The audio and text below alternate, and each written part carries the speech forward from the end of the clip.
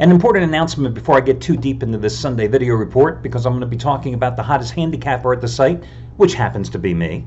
And I'm going to give you 3 complimentary plays as I'm going to take a look at the games between the Rockies and Dodgers, the Braves and the Brewers, and the Phillies and Padres. But important announcement first. Here at the site, the past couple of days, we have had an issue with PayPal.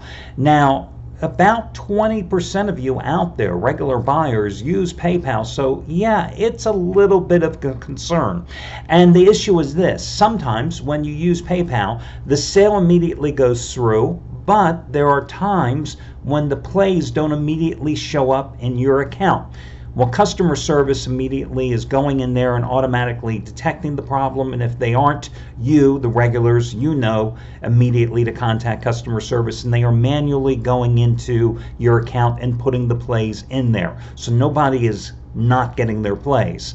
But I just wanted to let you know, as we point out on the site, the the computer programmers are diligently working on the problem. But often this is like trying to find a needle in the haystack. And although they are diligently working on the problem, they haven't exactly come up with the solution, which of course pisses me off beyond belief, because my relationship with computer programmers, it's tenuous at best. So they're working on it. They hope to have it solved. They thought they had it solved on Saturday. Didn't quite work out.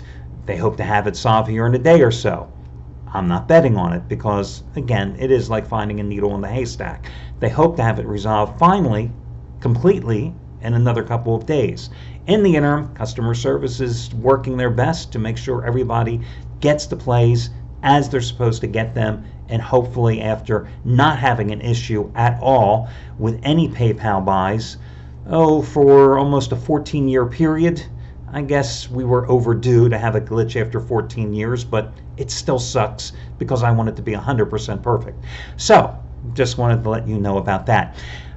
Quick little story before we get going. I've mentioned this a couple of times over the years, and I think I've mentioned this story maybe a couple of times as well, but when I was a reporter for 8.5 years, I covered boxing, just about every major bout in the late 80s and the 90s. So last night, I'm happy to be in a hotel here in the Phoenix area for the next week and a half or so. I had nothing to do. I'm clicking through TV. I wasn't about to watch preseason football, and I came across classic boxing on ESPN. And the fight that was on was Sugar Ray Leonard and Marvin Hagler.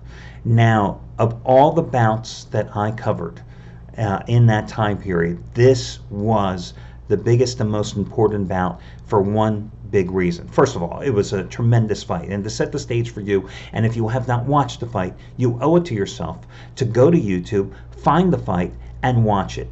It was not the best fight that I saw during that time period. That would absolutely be the Hagler-Hearns fight, which was the most exciting 3 rounds of boxing that I ever watched, that I ever covered, and the most money that I ever won, period, betting on boxing, as I had Hagler that night. It was this fight was the best that I ever covered as a reporter, and the second most money that I ever won because I bet on Leonard that night. But to set the table, Leonard comes out of retirement, had not fought for 3 years because of the detached retina, was only the second fight in a 5-year period for the guy. Hagler was the meanest, baddest fighter out there, and everybody thought that he was the guy, and Leonard was just being foolish. I loved Leonard in that fight. Absolutely loved him. A disciple from the Muhammad Ali camp, a guy who was fast, who was crafty, who had Angelo Dundee in his corner, and was brilliant in the fact that in the pre-fight negotiations he gave up an extra $1 million to Hagler's camp in order to reduce the bout term from 15 rounds to 12 rounds, and I thought that was so crucial coming into the fight.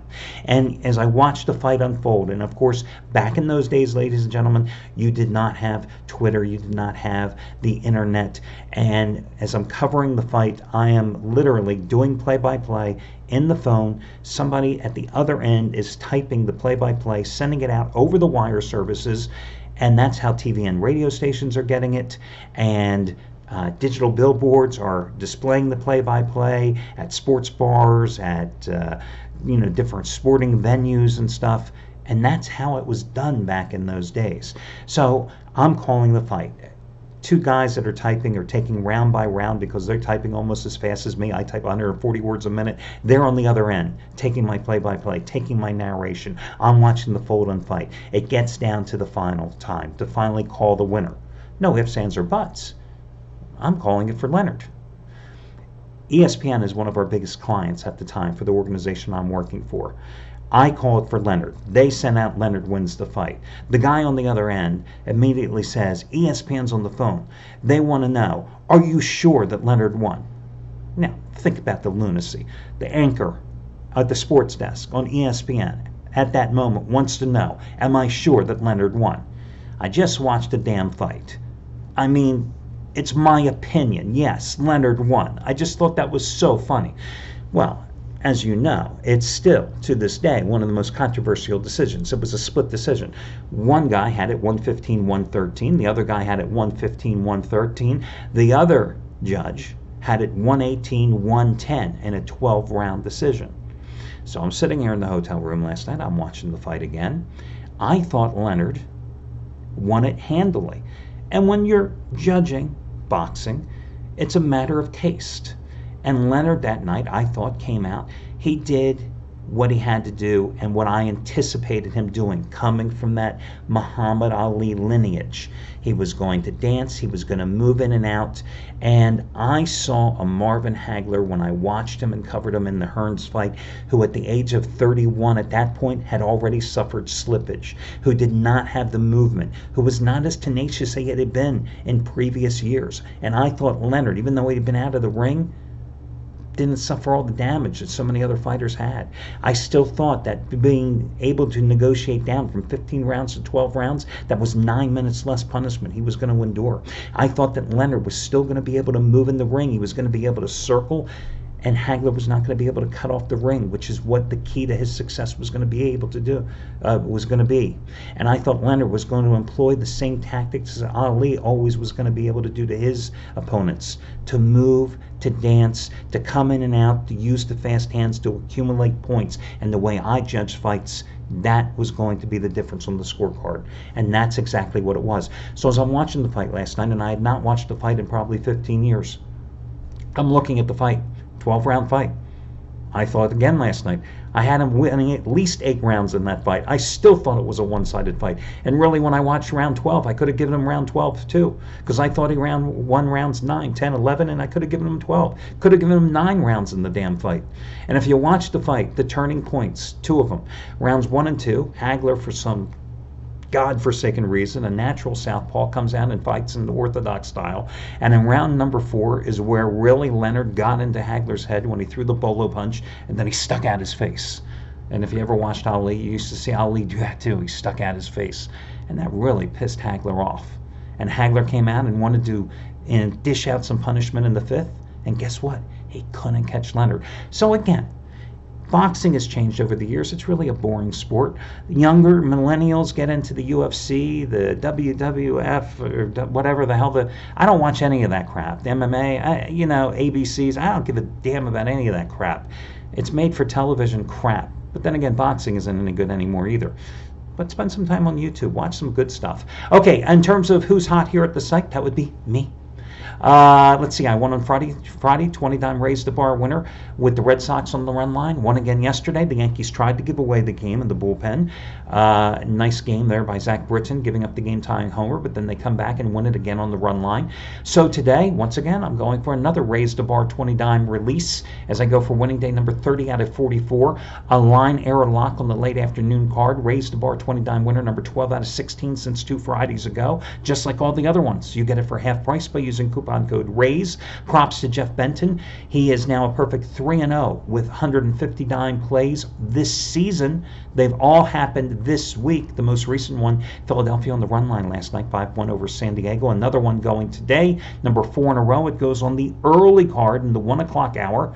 You get it for well over half price off, saving $70, just like all the rest of them, using coupon code BENTON150, BENT 150. Again, all your other promos over on the home card. Let me get to your complimentary plays. First one, I like the Dodgers today. On the run line, minus $1.10 at Colorado. Rich Hill going against Chad Bettis. Chad Bettis, another one of those pitchers, home road splits you have to be so aware of. On the road, 2.88 earned run average in 10 starts. Pitching at Coors this year, 9.74 ERA and 8 home starts. Came off the disabled list because of blister problems on his hand after a month-long hiatus. First start Tuesday at home against Pittsburgh. What happened? Ugly. Pirates, 9 runs, 8 hits, and 4 2/3 innings against Bettis. Rich Hill, a guy who has also been plagued by blister problems throughout his career. Since his most recent bout with those blisters, coming off the disabled list, 2.45 earned run average in 9 starts for the Dodgers. So I'm going with them in the rubber game of the series. Why, however, am I not going with the Dodgers as my best bet? I considered them today, but a little leery with Los Angeles because you saw Kelly Jansen, their closer, out with heart palpitations, could be out as much of a month. Dodgers going with a bullpen by committee. You saw the results of that yesterday as the reliever that they chose gave up a 3-run walk-off homer to cost them the game yesterday in the 9th inning, losing it 3-2. So that's why a little trepidation there.